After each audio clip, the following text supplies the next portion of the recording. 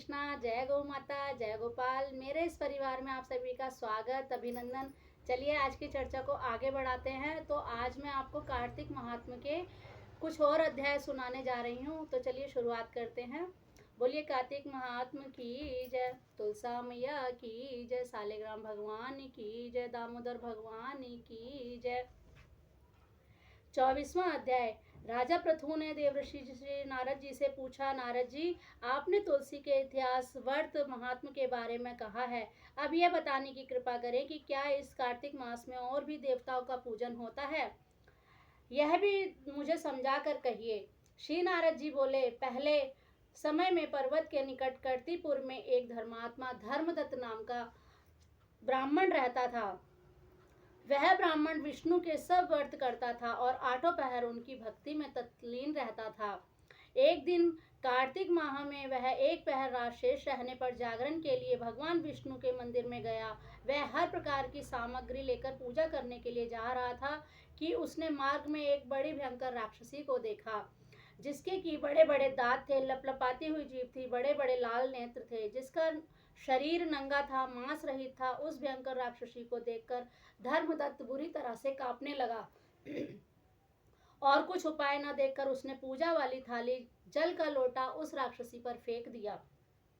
क्योंकि उसने भगवत नाम का जप करते हुए वह सामग्री और जल का लोटा, जिसमें कि तुलसी दल पड़ा हुआ था, उसको मारा था। इससे उसके जन्म जन्मांतर के पाप नष्ट हो गए और उसे अपना पूर्व जन्म स्मरण हो आया। वह हाथ जोड़कर धर्मदत्त के चरणों में गिर पड़ी और उसने कहा, हे विप्र, मैं पूर्व जन्म में कर्मों के फल से इस अवस्था को प्राप्त हुई हूँ। नारद जी ने कहा, हे राजन, उसको इस प्रकार प्रणाम करते देखकर अति विस्मित होकर धर्मदत्त ने पूछा, तेरी यह अवस्था किस कर्म के फल से हुई है? तू पूर्व जन्म में कहाँ रहती थी और तेरा कैसा चरित्र था? यह सब तू मुझे सब कुछ मुझे बता। उस राक्षसी ने, जिसका नाम कलहा था, उसने कहा, हे ब्राह्मण, सौराष्ट्र में भिक्षु नामक एक ब्राह्मण रहता था। मैं उसकी पत्नी थी। मेरा स्वभाव बड़ा ही निष्ठुर था। मैंने अपने पति का कभी भला ना चाहा, ना कभी उसे भोजन, अच्छी मिठाई, भोजन आदि खाने को दी। मैं प्रतिदिन उससे लड़ती झगड़ती रहती थी। मुझे इस प्रकार की लड़ाका देखकर वह तथा नित्य प्रति कलह के से तंग आकर मेरे पति ने दूसरा विवाह कर लिया। दूसरा विवाह करने का निश्चय किया। यह सुनकर कि मेरा पति दूसरा विवाह कर रहा है, मैंने उसके दूसरा विवाह करने से पहले ही विष खाकर आत्महत्या कर ली। मेरी मृत्यु के पश्चात यम के दूत आए और मुझे पकड़कर गदा मारते हुए यम के पास ले गए। यमराज ने मुझे देखकर चित्रगुप्त से कहा, हे चित्रगुप्त, इसने क्या कर्म किया है? जो भी कर्म इसने किए हैं, अब उसको इसका उनका फल, जो भी कर्म किए हैं, इसका फल इसे भोगना होगा। चित्रगुप्त ने यमराज से कहा, इसने अपने जीवन में कोई अच्छा काम नहीं किया है। यह सदा अपने पति को खराब भोजन देकर आप सदा अच्छा भोजन करती थी, इसलिए अब यह विष्ठा खाने वाली होगी। अब सूकरी का जन्म दिया जावे। चूंकि यह अकेली ही पाक के बर्तन में भोजन करती थी, इसलिए यह अपने बच्चों को खाने वाली बिल्ली हो। इसने चूंकि अपने पति पर क्रोध करके आत्मघात किया है, इसलिए यह प्रेत योनि में जाएगी। अब आप इसे अपने दूतों द्वारा मरु स्थान पर भेज दीजिए। वहां पर वह बहुत दिनों तक प्रेत योनि में रहकर फिर यह पापिन अपनी 3 योनियों को भोगे। लो हे विप्र, अंत में अतः मैं 500 वर्षों से प्रेत योनि में हूँ और भूख प्यास के कारण नित्य दुखी रहती थी कि एक दिन भूख से तंग आकर मैं एक वैश्य के शरीर में प्रविष्ट हो गई और उसके शरीर द्वारा मैं कृष्ण और वेणी के संगम पर इस देश में आ पहुंची। मैं इस वैश्य के शरीर में रहती थी कि एक दिन भगवान शंकर व विष्णु भगवान ने मुझको बलात् करके इसके शरीर से बाहर निकाल दिया।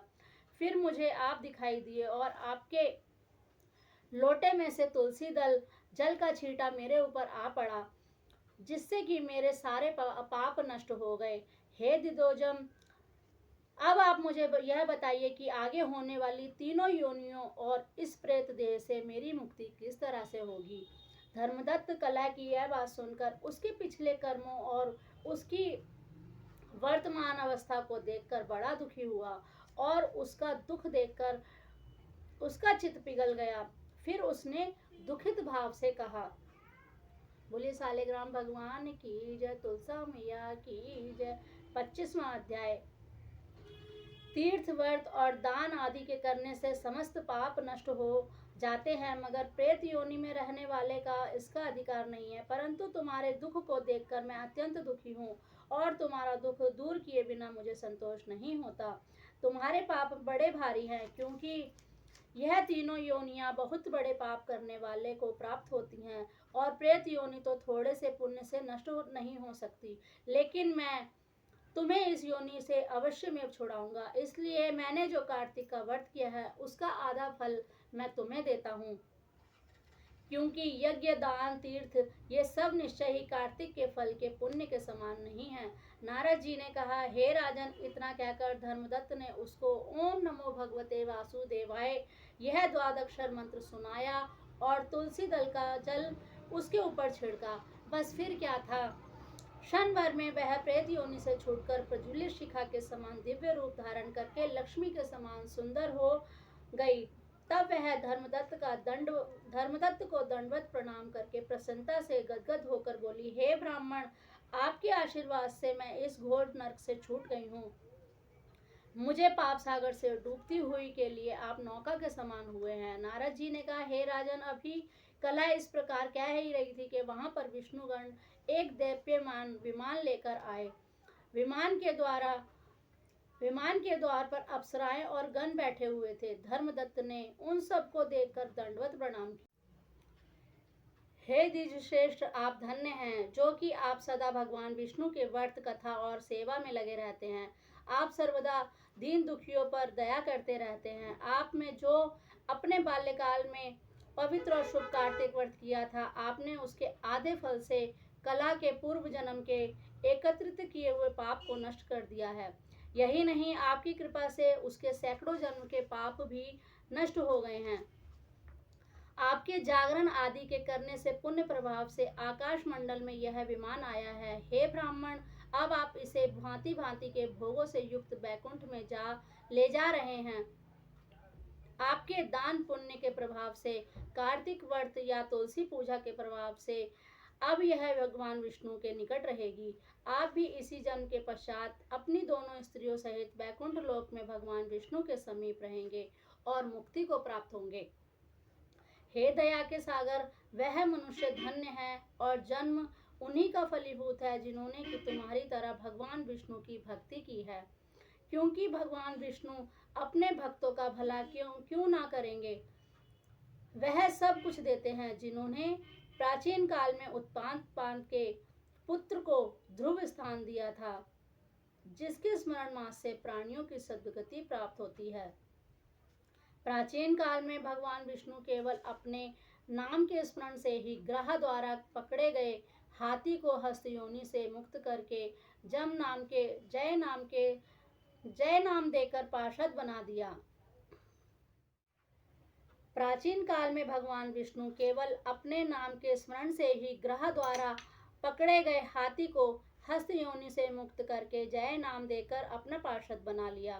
तुमने उसी विष्णु भगवान की सेवा की है, इसी से तुम अपनी दोनों स्त्रियों सहित 1000 वर्ष तक भगवान विष्णु के समीप निवास करोगे। जब तुम्हारा पुण्य शून्य हो जाएगा, तब यह पृथ्वी पर सूर्य वंश में अपनी दोनों स्त्रियों के साथ दशरथ के नाम से प्रसिद्ध राजा हो जाएंगे, तथा यह कलहा तुम्हारे आधे पुण्य की भागीदार होने के नाते तुम्हारी तीसरी भार्या होगी। भगवान विष्णु तुम्हारे पुत्र के रूप में तुम्हारे निकट रहेंगे और देवताओं का कार्य करेंगे। भगवान विष्णु को प्रसन्न करने वाले तुम्हारे कार्तिक व्रत से अधिक महत्वपूर्ण यहाँ दान तीर्थ आदि और कोई भी नहीं है। हे दया के सागर, तुम धन्य हो, क्योंकि तुमने जगत गुरु भगवान विष्णु को प्रसन्न करने के लिए कार्तिक का व्रत किया था, जिसके आधे पुण्य के फल की भागीदारी इस कलह को इस समय हम अपने साथ विष्णु लोक को लेकर जा रहे हैं। बोलिए कार्तिक महात्म की जय, तुलसा मैया की जय, सालिग्राम भगवान की जय, दामोदर भगवान की जय। तो ये थे आज के कुछ और अध्याय। आज के लिए बस इतना ही। आशा करती हूँ आपको अध्याय अच्छे लगेंगे। अच्छे लगे तो लाइक शेयर सब्सक्राइब जरूर कीजिए। मिलती हूँ अगली वीडियो में नई जानकारी और नए अध्याय के साथ। तब तक के लिए राधे राधे। जय श्री कृष्णा, जय गौ माता, जय गोपाल।